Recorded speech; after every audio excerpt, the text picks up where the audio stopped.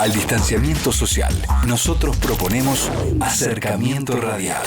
La RZ. Juntos siempre. Ya comienza Autores en Línea. Noticias y reportajes con los autores de radio, televisión, teatro y cine. Coreografías y música de autor. Conducen Alejandra Boada y Raúl Martorell.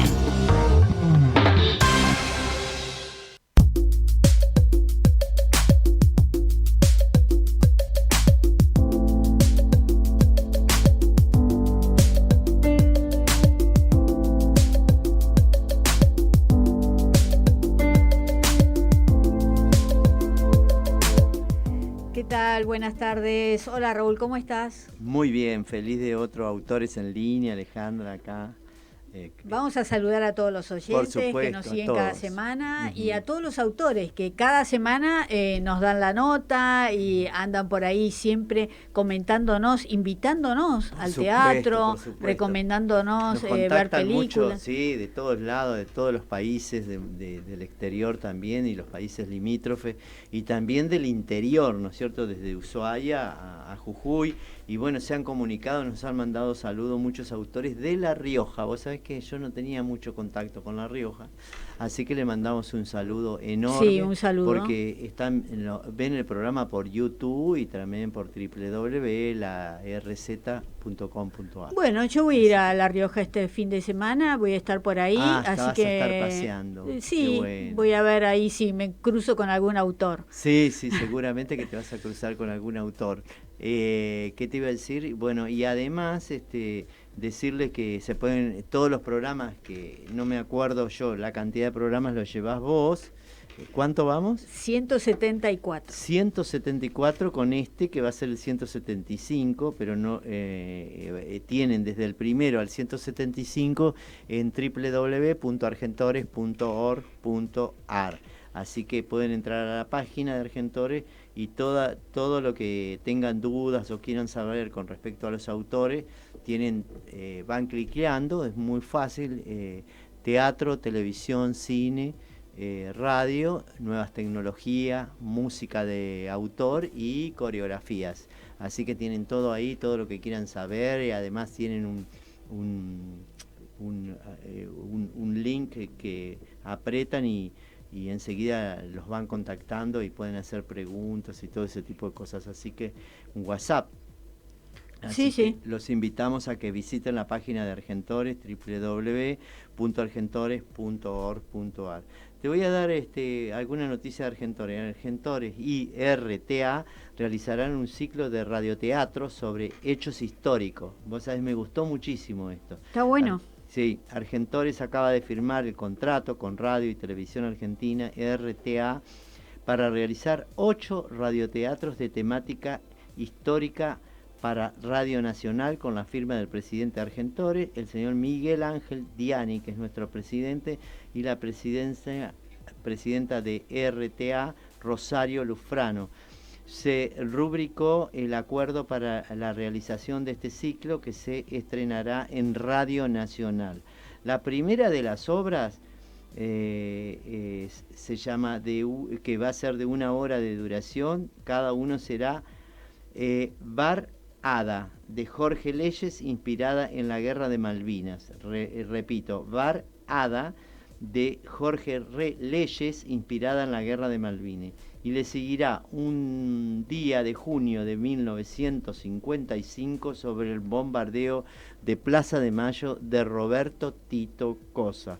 Luego habrá un radioteatro centrado en la denominada Noche de los Bastones Largos, de 1966, aún sin título, que esto es del autor Roberto Perinelli, y otro titulado El escándalo de los niños cantores.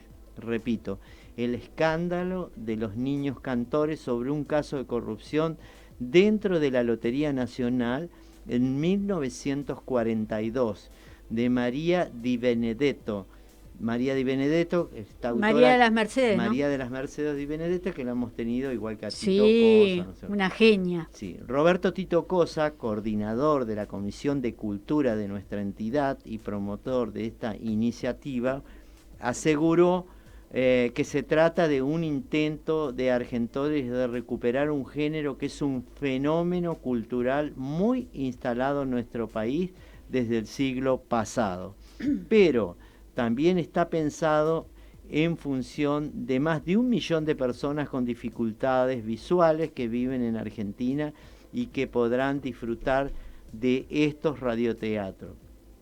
Este ciclo es un intento de Argentores de recuperar el género, que es un fenómeno cultural ya instalado, ¿no es cierto?, aseguró Tito Cosa, presidente de la Comisión de Cultura de Argentores. El ciclo, que se llamará Ocurrió en la Argentina, se emitirá en todo el territorio nacional. Creemos que con Radio Nacional, que tiene un gran alcance en todo nuestro país, podremos hacer nuestro pequeño aporte para volver a darle al radioteatro el lugar que se merece, agregó Tito Cosa. Por su parte, el presidente del Consejo de Radio de nuestra entidad, Pedro Patzer, consideró que este convenio entre RTA y Argentores es muy importante porque demuestra que la ficción en radio puede ser un vehículo para documentar la historia argentina. Y esto no es solo un acontecimiento para la radio de autor, ¿no es cierto?, en este caso ficcional, sino también para la cultura popular argentina, porque la radio vuelve a ser un vehículo para recordarnos historia. Por otro lado, Pedro Patzer destacó que Tito Cosa estrene una obra en radio es un honor tanto para la radio pública como para Argentores, como puente de ese acontecimiento. Y que nuestra radio muestra de bandera, se entienda la bandera, la importancia de llevar adelante un ciclo como este, nos confirma que lo autoral y lo ficcional siempre tienen que estar presentes en la memoria de los pueblos. A veces, como decía Confucio, la imaginación es necesaria para instalarse en la realidad. Bueno, así que por último, RTA aportará la logística para grabar las obras y ponerlas al aire, aún con fechas y horarios a definir, y se encargará de la selección de actores y directores, mientras que Argentores se ocupará de la curaduría del ciclo a cargo de la señora autora Ivonne Fournery y la coordinación artística. Es buenísimo. Buenísimo. Esto. Bueno, todo esto pueden leerlo porque es mucho más largo en la página de Argentores, www.argentores.org.ar. Y felicitaciones a todos, que tengan mucho éxito desde el presidente, María de las Mercedes Di Benedetto, Tito Cosa, Pedro Patzer, Pedro va a estar también. Perinelli, buenísimo. el maestro Perinelli, que ha pasado por acá por nuestro ciclo. Así que es muy bueno, ¿no? Porque para volver a que la gente también conozca, a los que no conocen el radioteatro, lo conozcan. Pero son todos nombres muy importantes, grandes muy autores, con mucha trayectoria, muy, muy importantes, que van a estar en este ciclo. Estamos muy contentos, así que felicitaciones a todos, al que se le ocurrió la idea de todo esto y el convenio que hicieron es buenísimo. Buenísimo, elaboramos un gran éxito. Muy bien, Raúl. Vamos a presentar a nuestra invitada. Todos los autores tienen la palabra en Autores en Línea.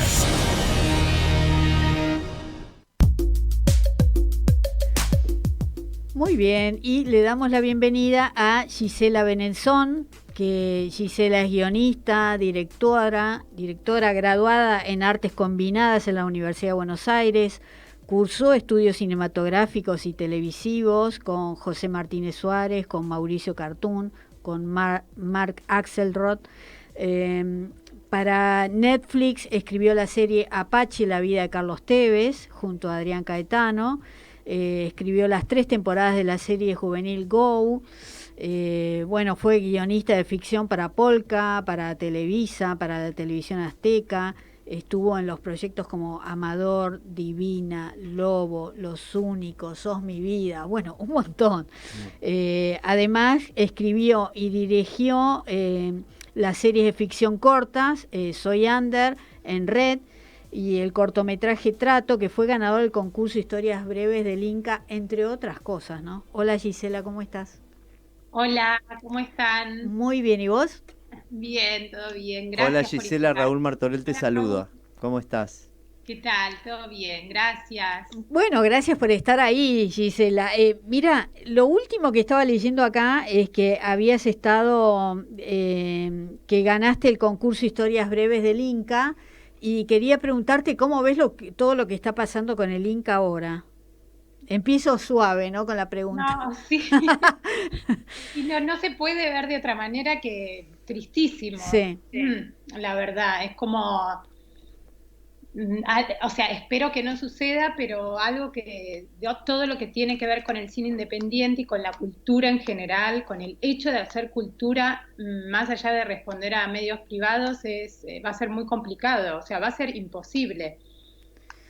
Sí. Todo lo que tiene que ver con el fondo de fomento, si eso deja de existir, va a dejar de existir el cine independiente, básicamente, que hace a la cultura y a las posibilidades de generar nuevas producciones, nuevas miradas. No podría suceder eso, pero bueno, se ve que se va camino a algo así. Sí, además de lo importante, pues bueno, hay un grupo de personas que te dicen, no, pero las películas no las ve nadie, o son malas, o son no sé qué, bueno, pero son necesarias, es importante que se produzca y que haya muchas películas para llegar después a tener grandes producciones y películas excelentes. No es que vas a hacer una película y va a ser excelente. Eso, o sea, por un lado, pero quiero decir que el cine no es solo industria, digo, que se hacen películas que por ahí, no es que no las ve nadie, las ve poca gente, es importante, igual que esa poca gente que las va a ver la vea, y además también para generar nuevas audiencias y llegar a otro tipo de público y a más público se necesita tiempo. No necesitamos una semana estar en el multiplex y la película baje, porque no tiene ningún sentido. Tal cual. O sea, justamente el cine independiente apunta a tener posibilidades de permanecer, de que se arme el boca a boca. El cine independiente no tiene la misma distribución ni la misma promoción que el cine comercial. Entonces va por otros carriles, se hace de otra manera, lleva su tiempo, se cocina, y eso es todo lo que permite un fondo de fomento. Exacto. Independiente. Entonces, tiene mucho más que ver con que si es mala, si no la vi, un montón de películas comerciales que son pésimas y no por eso no se siguen haciendo. Digo, van mucho más allá del gusto personal o de lo que pueda ser o no ser una película. Tiene que ver con algo más global que no puede dejar de existir porque es peligroso para la cultura, para el arte y para la gente, para todos nosotros. Sí, es verdad. Y por otro lado, lo que vos decías, el hecho de que digan si va gente o no, eso que vos decías, lo ponen en una sala 2 días, pero mirá, más claro fue el tema de la pandemia, obligatoriamente tuvieron que poner las películas en red, en las redes, en Cinear, y tienen 60.000 clics de audiencia, o sea, ahí no es que no las ve la gente, ¿entendés? Es que no le da el tiempo tampoco. Exactamente. Por eso, perdón, no los puedo ver, yo no los puedo ver bien, a ver. Nosotros te vemos perfecto, ¿eh? Bueno. ¿Ahí nos ves?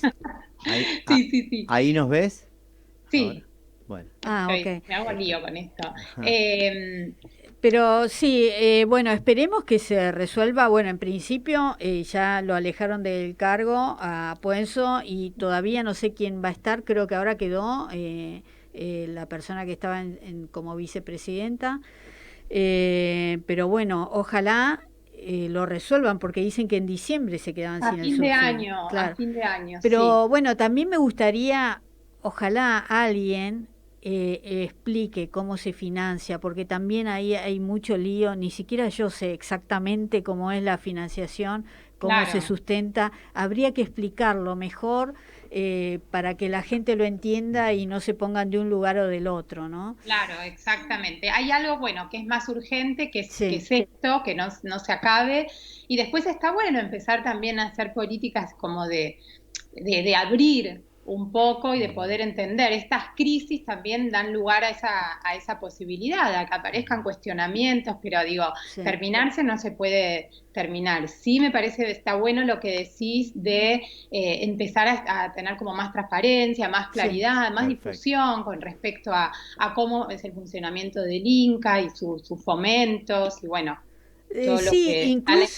Incluso también explicar cómo hacer. Vos ya ganaste un premio, pero hay gente que todavía, o nuevos, que escriben y les cuesta armar esa carpeta para presentarla, para ganar. Eso es lo más complejo, creo, ¿no? Sí, hay gente que ya lo hace de taquito porque ya lo hizo una vez. Tiene experiencia. Claro. Pero la primera vez cuesta mucho, ¿no? Sí,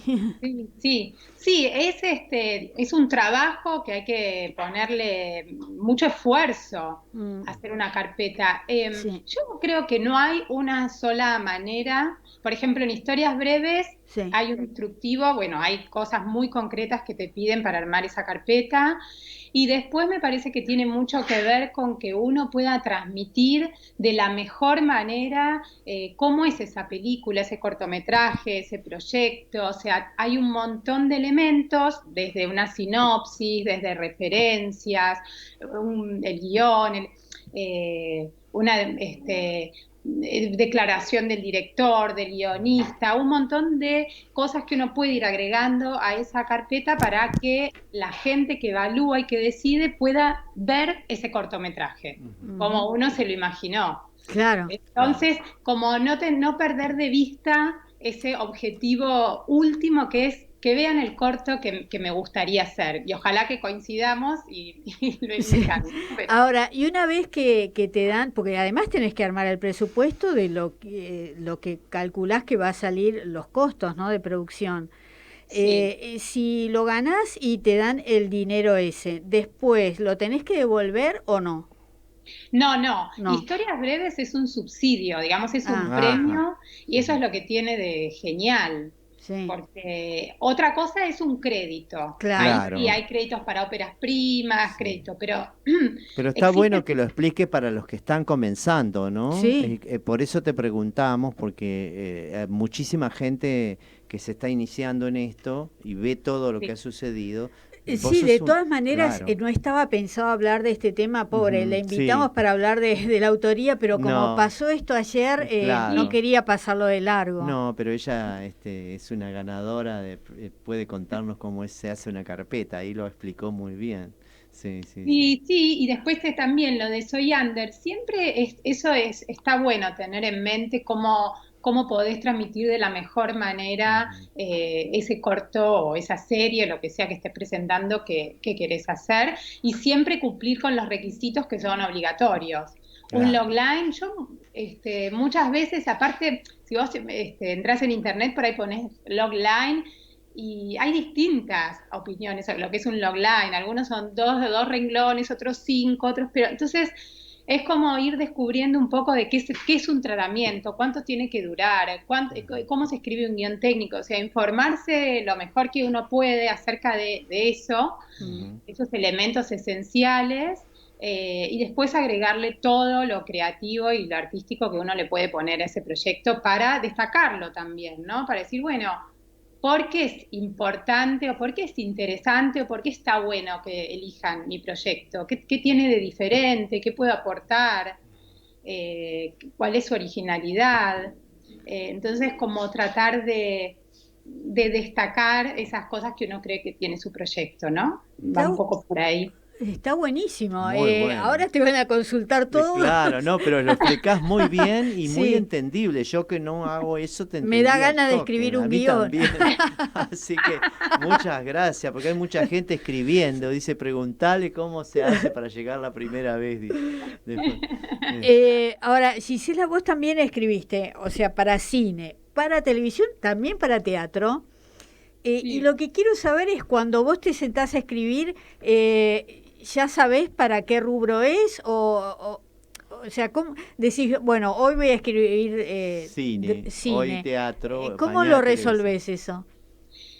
Bueno, o sea, depende. Digamos, si es obviamente por encargo, bueno, uno ya se sienta a escribir lo que le encargaron. Ahora, si es un trabajo puramente creativo, digamos, tengo ganas de escribir tal cosa, en general yo, digamos, lo que escribo, en general me gusta que se vea.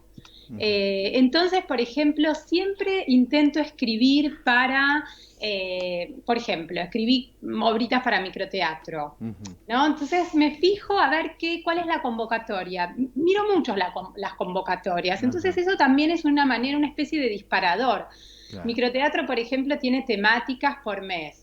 La noche, por la familia, por dinero. Para mí ya eso es como una posibilidad, claro, por la familia. Bueno, un mínimo disparador como, claro, para ponerme a pensar en esa temática. Y después me gusta también ser creativa dentro de un formato determinado. Que eso, de alguna manera, por un lado, limita como la creatividad y por el otro lado la ordena. Porque si no, uno puede empezar a pensar, no sé, yo necesito cierto orden a la hora de bajar al papel las ideas. Si es una obra de teatro, seguramente voy a tener ganas de escribirla porque tiene mucho que ver con algo no tan supeditado al realismo como es el cine, por ejemplo, como es una serie. El teatro tiene, en ese sentido, otras posibilidades, por ahí más disparatadas o con otro verosímil. Pero yo en general, cuando me pongo a escribir, siempre pienso en un formato. ¿En qué estoy escribiendo? Si es una película, si es una obra de teatro, si es una serie. A mí me ayuda por lo menos a ordenarme. Y dentro como de esa especie de recipiente, que empiece a salir todo lo que tiene que salir y aparecer. ¿Y cómo ves la idea esta de, por ejemplo, una serie de televisión que le va bien? Bueno, vos trabajaste en varias, Los Únicos, Sos Mi Vida, en fin. Y que después digan, bueno, lo vamos a pasar a cine, una película. ¿Te ha pasado eso de pensar algo que escribiste y decir esto es ideal para cine? No me pasó, o sea, concretamente no me pasó nunca.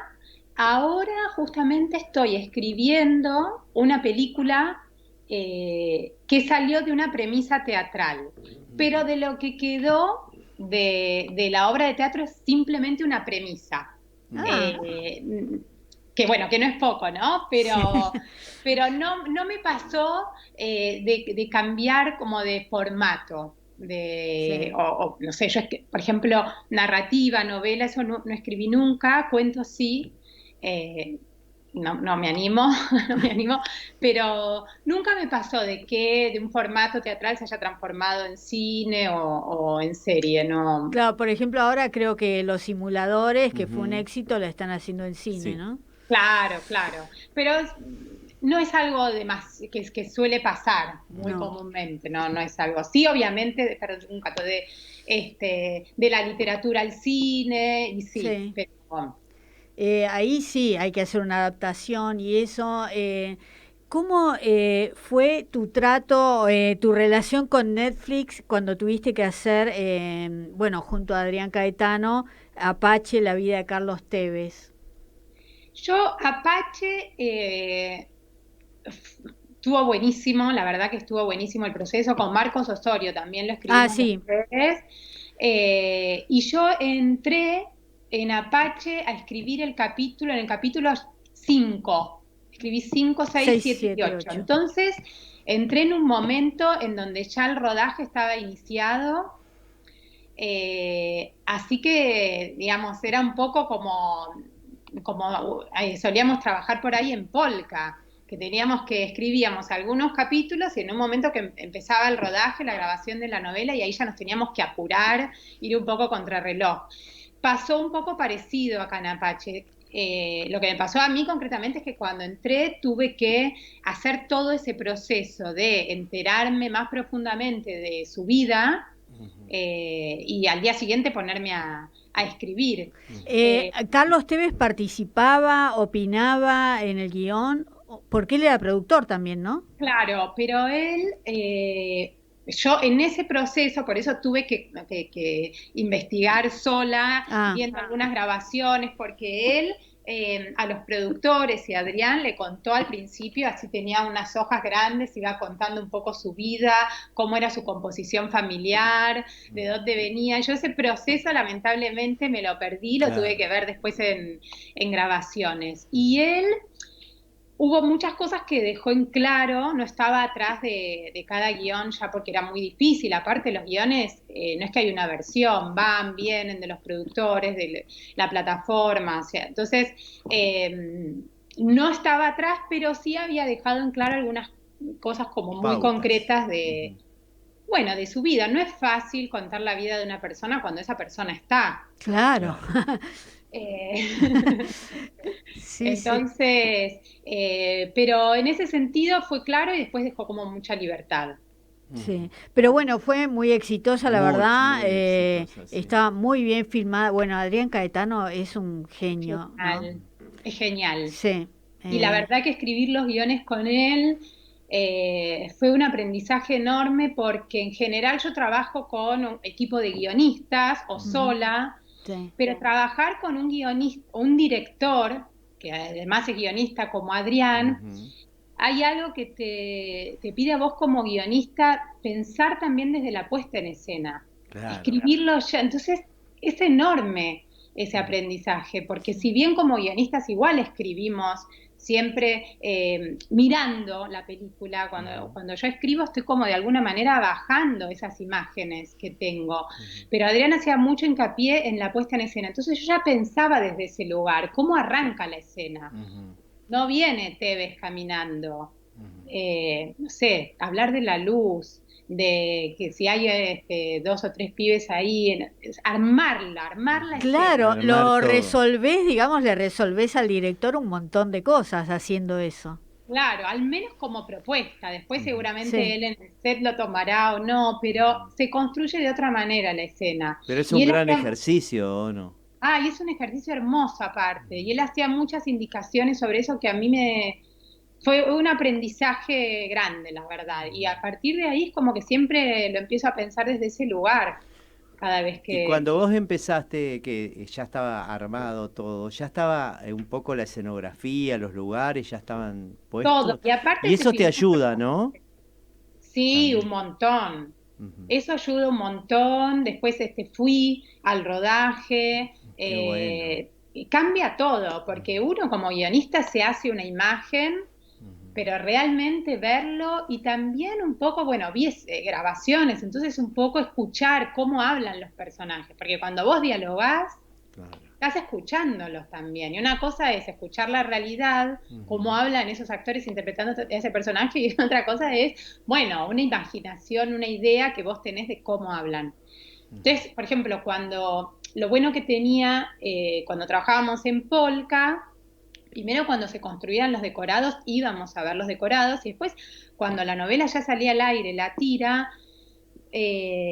no te digo que todas las noches la veía, pero muchas veces sí, sobre todo eso, para hacerme el oído. Es como muy musical también, toda la parte del diálogo. Sí. Entonces está buenísimo poder verlo. Claro, pero vos ahí, en ese ejemplo, todavía seguías escribiendo. Ahora, cuando ya terminaste de escribir, ya no podés modificar nada, ¿no? No. Por eso. No podés modificar, ¿no? Ya está grabado, es como que el hecho de ir escribiendo te sirve tal vez, ¿no? Ir al set, ver cómo habla y decir... Exacto. Seguir escribiendo, porque bueno, las tiras son muchos capítulos, mínimo 120. ¿Y te respetaron todo tu texto o hubo mucha improvisación o agregados? En las tiras siempre hay improvisación y agregados. En el teatro es donde más se respeta el texto, porque, bueno, en el teatro la palabra de alguna manera tiene otra importancia y al no tener esta supeditación a la realidad que tiene el cine o las series, el teatro es de alguna manera más poético en ese sentido. Los personajes pueden hablar de una forma diferente a como hablamos en el cotidiano. Entonces me parece que en el teatro, o por lo menos yo cuando dirigí algunas cosas pequeñas, hacía respetar mucho la palabra, porque es muy elegida y es esa y no otra. A lo mejor, obviamente, que es un proceso conjunto con los actores y no le queda bien la palabra, pero se trabaja sobre eso y cuando queda. Me parece que en el cine también, pero bueno, en la tira, con la velocidad y el resolver distintas situaciones, da más lugar a la improvisación. Claro. ¿Es lo mismo que te llamen y que te pidan algo por encargo a un proyecto propio que se te ocurre realizarlo? ¿Cuesta mucho más? Sí, claro, son cosas muy distintas, en un punto son muy distintas. Cuando es un proyecto propio, es más largo el proceso, y si es que eso sucede, de que salga a la luz, de que se filme, de que se monte la obra de teatro. Hay que tener mucha confianza, hay que tener persistencia, porque yo escribí un corto para Historias Breves y si no me lo elegían, tenía que ver qué otro concurso podía haber o ver si podía hacerlo yo por mis propios medios. Por eso es muy placentero escribir algo propio, porque uno no tiene que rendir cuentas a nadie, ni recibir devoluciones y Claro, escribir en función de esas devoluciones, que muchas veces uno no está de acuerdo, otras veces sí, y suman un montón al proyecto, pero bueno, el proceso creativo libre, no es por encargo, es muy interesante, pero tiene la posibilidad de que no se haga. Claro. Después cuando hice las series web, lo mismo, presenté al Inca, por suerte salió, pero bueno, tiene eso, lo de esa contra, lo de los proyectos personales. ¿Vos tenés una productora? Yo estoy asociada con un productor, pero que hacemos algunas cosas, pero no tengo una productora propia, no. Pensé que tenías tipo como una productora en donde ahí se hacía de todo un poco. Claro, generabas contenido y todo ese tipo de cosas. Tenemos una sociedad en donde no estamos todo el tiempo generando, porque yo también trabajo, para otras productoras. Claro. Pero hay los proyectos que hacemos, como por ejemplo Historias Breves, todo lo que son las series web. Sí. Ahora vamos a ir a filmar una Alemania, una coproducción que está buenísima. Todas esas sí, dentro de una productora que se llama Cósmica, que tenemos estos proyectos con Juan Pablo Redondo, se llama el productor, y está buenísimo. Armamos cosas de ahí, sí. ¿Cómo te encuentran en la productora? Se llama cósmica.com.ar, ¿no? Sí. .com. Hoy van a ir a Alemania, eso está buenísimo. Eso, lo de Alemania es una coproducción con Argentina y eso salió, hay un circuito de festivales muy grandes de series web, series cortas, se llama ahora, series digitales, y yo con Soyander había viajado a Alemania a un festival muy importante que hay allá en Frankfurt, y conocí al director, que le había gustado mucho Soyander, algo muy extraño porque es una comedia y el humor es muy particular. Claro. Así que pegamos onda a través de la serie y le presenté otro proyecto que tenía, y esto fue hace como ya 4 años, 3 años. Me dijo, voy a tratar de conseguir un subsidio también de acá, de Frankfurt. Finalmente consiguió un subsidio para desarrollo de guión, escribí los guiones y después consiguió un subsidio para producirla. Qué bueno. Qué bueno. Así que está buenísimo. Sí, es una serie corta de 10 capítulos de 2 minutos cada una. Ay, qué lindo. Cada episodio, 2 minutos. Menos de una canción. Una temporada dura 20 minutos. La Qué primera genial. temporada. Qué bueno. Qué bueno. Pero es lo que se consume ahora, ¿no? Te la ves en un viaje de subte. Claro. Sí, completa, sí. Bueno, acá para hacer 10 cuadras en un embotellamiento también la ve. Acá. La temporada completa. La temporada completa. Vos habías estado, estuviste viviendo en España en el 2000, 2001 creo, ¿no? 2001, sí. Al 2004. A fines de 2004. Y habías hecho, pero tengo acá en el 2009 una película, ¿no? En España. Sí, Pájaros Muertos. Sí, esa película que fue una coproducción también. Claudia Fontán, Eduardo Blanco actuaron acá. Se filmó 4 semanas en España y 2 acá. En Argentina fue un guión que escribí con un amigo mío, Gorka, un español, y también lo agarró un director, Jorge Sempere y Guillermo Sempere, unos primos, y con ese guión ganamos un premio para producir la película, premio de la televisión española. Estuvo buenísimo y bueno, gracias a ese premio se pudo hacer. ¿De qué? Pues me intriga el título, Pájaros Muertos. ¿Cuál era la trama? ¿De qué se trataba? La trama era, transcurría en un barrio cerrado y eran 2 familias que se habían quedado en las vacaciones de verano, vivían en un barrio cerrado en España, en las afueras de Madrid, en una urbanización. Todo el mundo se fue, abandonó el barrio en las vacaciones y estas 2 familias se quedaron en sus casas. Y aparece un pájaro muerto y la madre de una de las familias le prohíbe al hijo volver a pasar por la calle del Mirlo, que es donde murió el pájaro. Entonces empiezan a morir los pájaros, a caer así muertos del cielo, a estrellarse contra la ventana. ¡Qué horror! Y vamos viendo, es una película de humor negro, vamos viendo a través de la metáfora de los pájaros muertos cómo estas familias se van encerrando y achicando cada vez más su espacio, fingiendo vidas que no tienen. Va un poco de eso. Qué bueno, y mirá, una película que ya tiene 10 años, un poco más. Sí, es una película. Está bien, estuvo en el Festival de Málaga. Claudia y Eduardo están increíbles. Claudia Fontán, sí, y Eduardo Blanco me encanta. Sí, genial. No, y Claudia está desopilante. Qué bueno.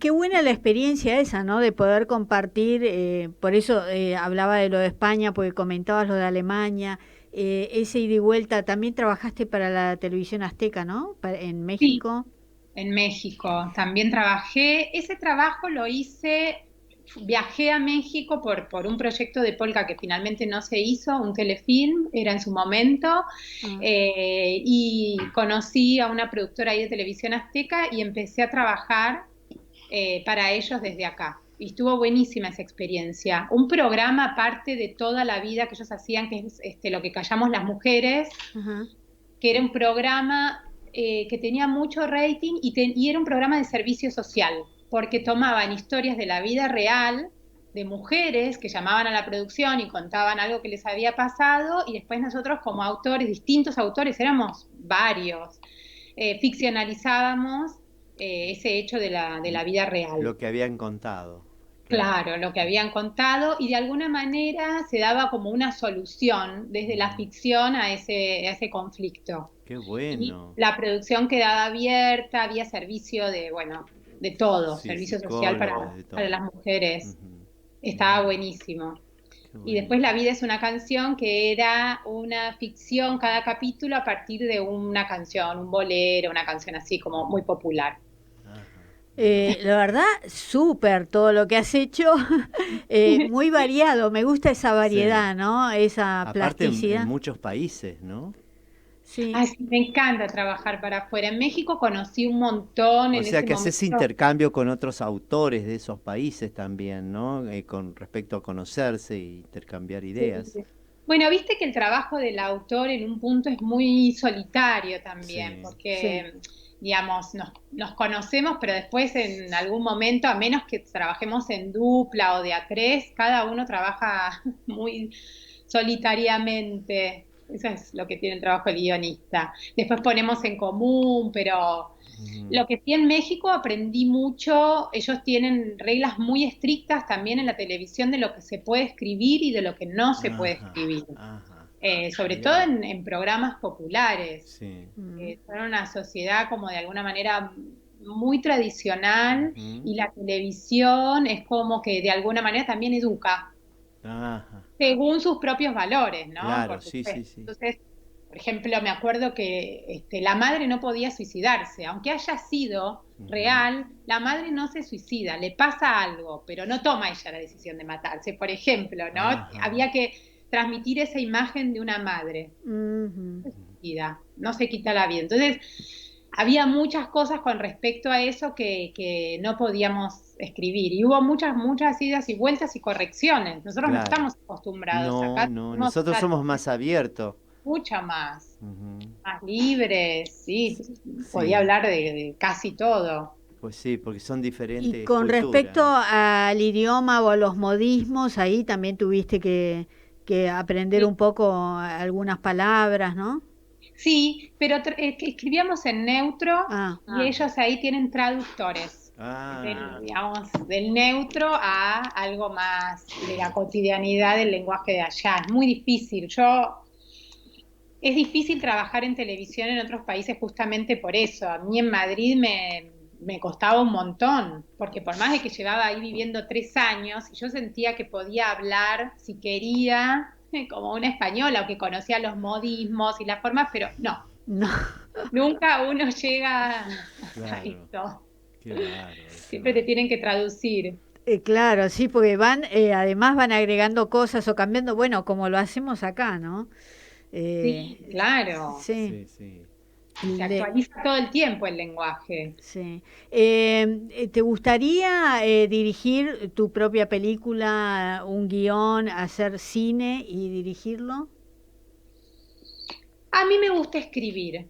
La verdad es que cuando llega el momento de dirigir, los proyectos que dirigí, y de hecho ahora voy a co-dirigir con Alejo Rosenberg, en Alemania, que tiene mucha experiencia, él es director, por eso me asocio, pero cuando termino de escribir el guión y viene el momento de dirigir, en los proyectos personales me gustó porque seguía de alguna manera contando la historia. Pero no es algo que me fascina a mí estar en rodaje y todo lo que eso implica. Es como que termino de escribir ese guión y me quiero poner a escribir otro. No sé si tengo ganas de ponerme a dirigir, la verdad. Lleva mucho tiempo, hay que saber mucho, hay que trabajar con equipo de gente. Me encanta estar con gente y a la vez me gusta mucho el trabajo solitario de meterme en la historia y empezar a contar algo de nuevo. Esa es la parte que más me gusta. Es una gran responsabilidad del director porque te puede chocar el proyecto, ¿no?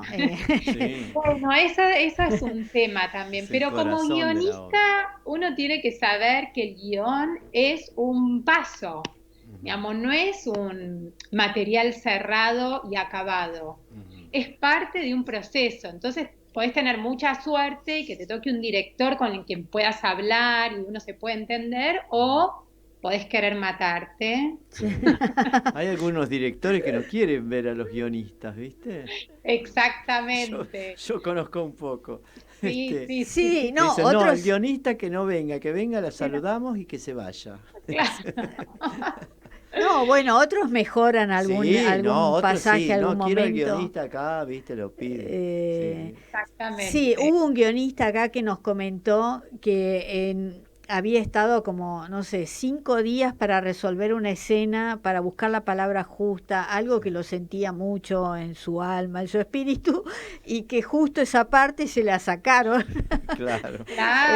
Y llevó mucho tiempo. Sí, le llevó, yo me acuerdo esa escena le había llevado el mayor tiempo de trabajo que el resto de las cosas, y se la habían sacado. Claro. Bueno, habló para que la pongan, y dice, ¿cómo no entienden lo que sufrí escribiendo eso? Claro.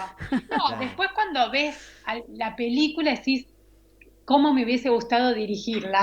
Claro, ahí sí, ¿viste? Claro, sí. Una vez que está todo hecho. Está todo hecho sobre algo hecho. Tengo que dirigirla yo la próxima, ¿viste? Pero bueno, es muy Pero difícil. Dale, animate. No, igual, si está cómoda ahí escribiendo, sí. Déjala ahí, Raúl, que escriba. Ahora, ¿tenés un método, un horario para escribir? ¿Sos ordenada para escribir o lo haces cuando se te da en algún momento determinado? Baja la inspiración. Claro. Mi momento de máxima energía es a la mañana temprano. Qué bueno. Entonces, yo como sé eso, trato de aprovechar la mañana. Después de esas horas de la mañana empiezo a ser más desordenada. Y voy viendo a ver cómo se me organiza el día y de pronto si tengo una hora engancho. A veces con la presión de que puedo rescatar del día 1 hora y media más, me sirve. Porque si de pronto tengo 5 horas a la mañana, que está buenísimo, claro, me voy dispersando un poco más. Entonces estoy escribiendo, de pronto me acordé algo de un libro, de pronto internet, ¿no? Hay algo como de la dispersión. El otro día leí algo que es buenísimo, de la autora de Fleabag, esta serie que me encantó, autora, directora, actriz, que decía que el trabajo del guionista es 3% de inspiración y 97% evitar internet. Claro. Porque te distrae. Claro. ¿Entendés? Abrís una ventanita, incluso porque si estás buscando algo que tenga que ver con el guión que estás escribiendo, pero ya de alguna manera uno tiene que hacer mucho esfuerzo para no dispersarse hoy en día. Y el WhatsApp, o sea, hay que cerrarlo todo. Sí, tenés que apagar. Pero con respecto al orden, sé que mi horario es a la mañana y trato de aprovecharlo, eso sí, lo más posible. Pero después yo me adapto y puedo escribir. Escribí en un montón de lugares. E incluso seguí escribiendo teniendo que entregar cosas para acá en un avión. O sea, tengo una capacidad como de armarme una burbuja. Muy bien. Bueno. ¿Y podés escribir 2 guiones a la vez? O sea, un rato uno, un rato el otro, ¿no te mezclás?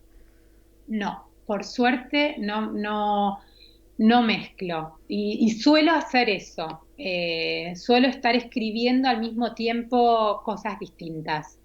Qué bueno. Qué bárbaro. Qué bárbaro. Eso es como escribir con las dos manos. Manejás la derecha y la izquierda, claro, los 2 hemisferios. Sí. Hay otras cosas que no puedo, pero digamos, eso por suerte, por ser ascendente en Géminis o no sé, puedo. Muchas cosas. ¿De qué signo sos? Acuario. Acuario con ascendente en Géminis. Re dispersa.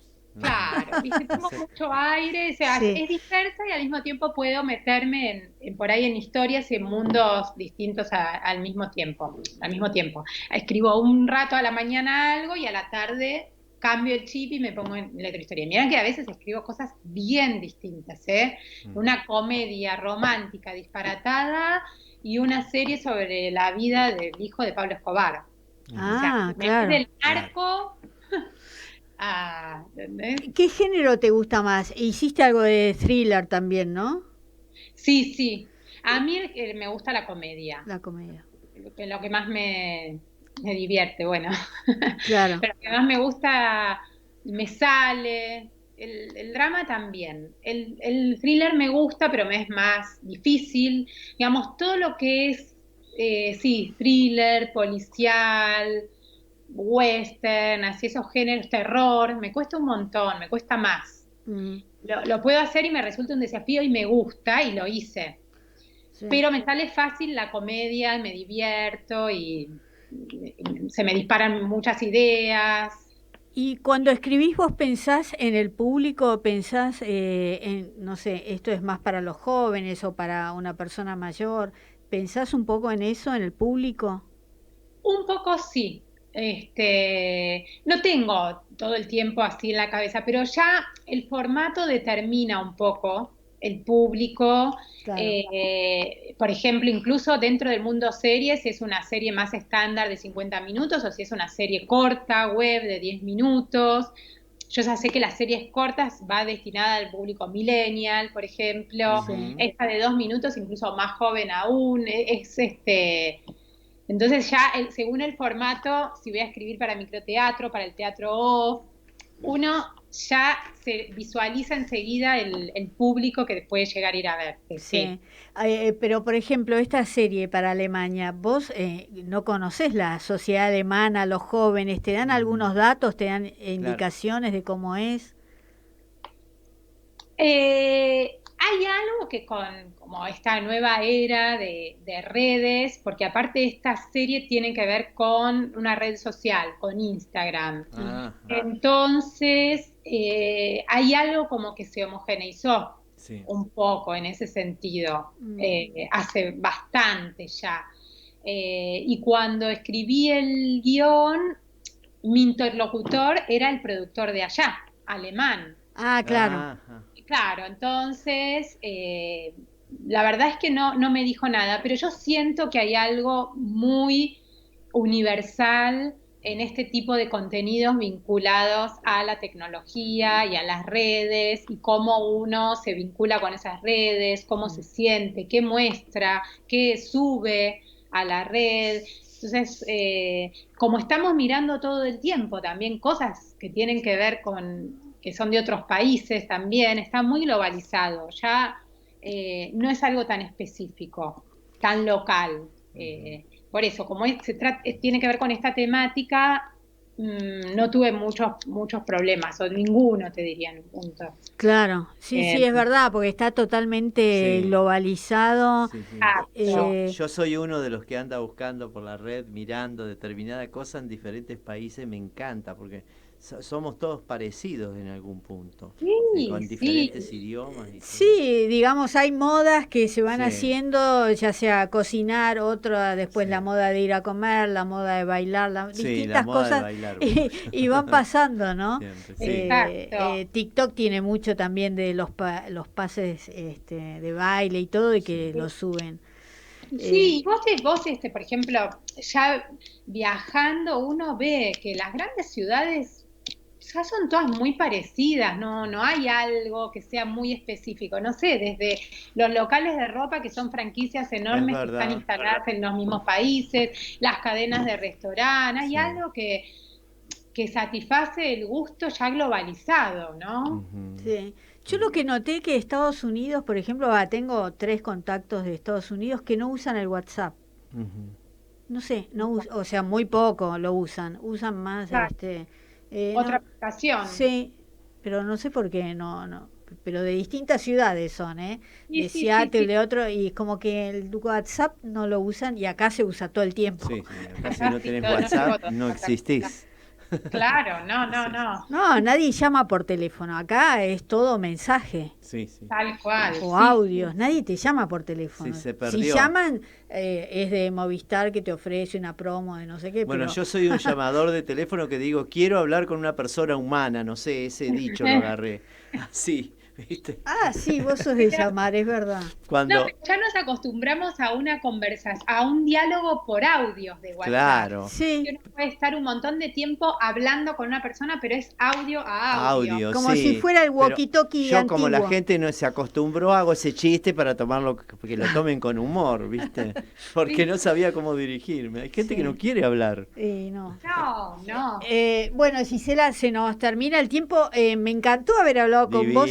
Aprendimos un montón. Gracias. Una clase. Gracias. Bueno, mucha suerte con este nuevo proyecto. Ojalá nos enteremos cuando salga y lo podamos ver, ¿no? Nos mandás decir. Les voy a avisar, obviamente. Bueno. Son 20 minutos que ya los tengo disponibles para ver la serie. Genial. Dale. Bueno, muchas gracias, Gisela. Bueno, muchas gracias a ustedes. Un placer. Gracias, Gisela. Qué muy lindo, bien. ¿Viste? Sí, una genia, Una genia, aprendés un montón. Sí. Bueno, Raúl, nos vemos la semana que viene con otro Autores en Línea. O autora. Veremos. Veremos. Felices Pascuas igual a los católicos. Para a todos los católicos. Hasta luego.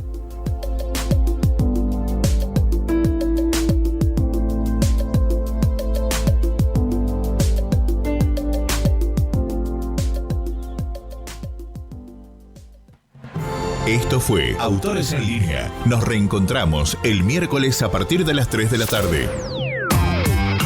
Autores en Línea.